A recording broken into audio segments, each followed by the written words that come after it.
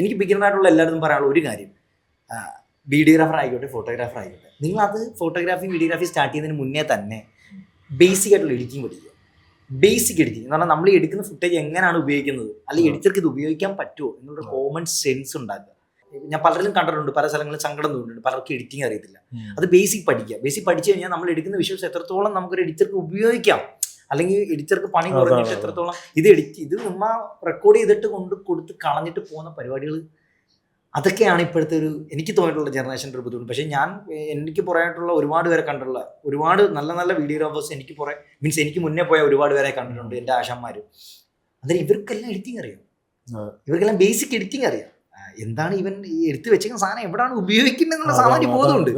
അന്നേരം അതെല്ലാവർക്കും വേണം. അതുണ്ടെന്നുണ്ടെങ്കിൽ എനിക്ക് തോന്നുന്നു ഒരുവിധം ഒരു 55% എങ്കിലും പ്രശ്നങ്ങൾ തീരും.